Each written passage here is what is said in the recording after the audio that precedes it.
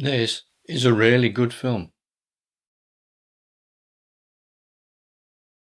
Hello, welcome to the channel.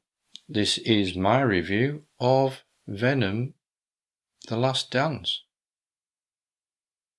Now, I saw it at the Cineworld Cinema at Monk's Cross, City of York, and the volume was a bit loud for my taste.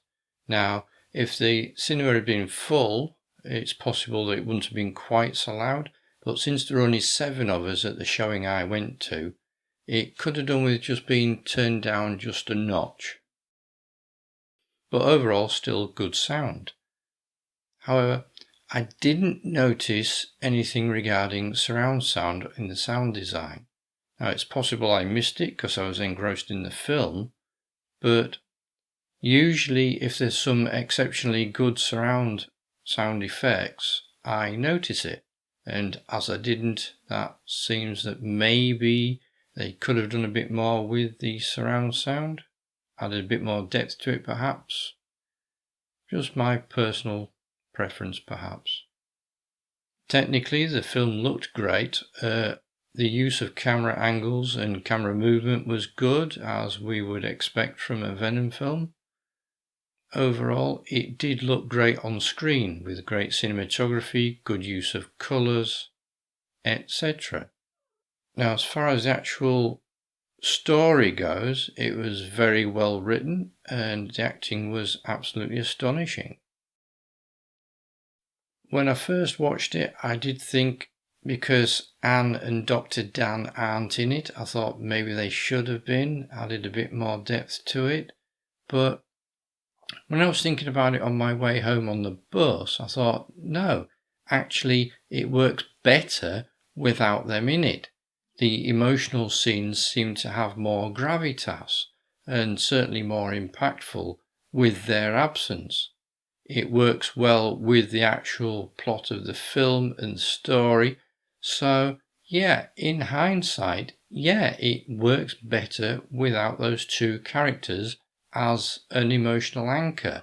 So because obviously Eddie doesn't have them, well, rather Eddie and Venom don't have them, it works much better.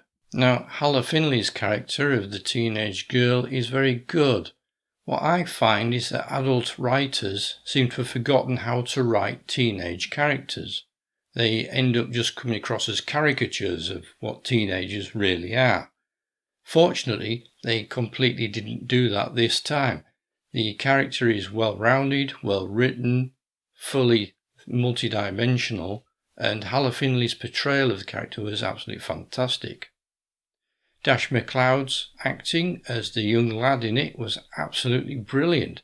It's some of the best acting I've ever seen from a child actor, or any actor for that matter. In fact, the overall cast did such an exceptionally good job. I think it's possibly some of the best acting I've ever seen in any superhero film ever. It is a bit of an emotional roller coaster. There is lots of action and the special effects are top notch as we would expect, but they seem to be even more seamless than we've seen in films before, so perhaps they're just improving, or perhaps they had a slightly bigger budget this time with the popularity of previous films. I don't know, but either way, it really works. All in all, I think this film is slightly better than the second one and as good as the first one. Maybe slightly better if you include the acting, I'm not sure, but I would really say it's definitely as good as the first one. So if you really like these films, I strongly suggest you go and see it. It's an absolutely fantastic film and definitely a great addition to the overall SSU. That's it for this video. I am Neil for Franchise Talk SSU, and thank you for your time watching.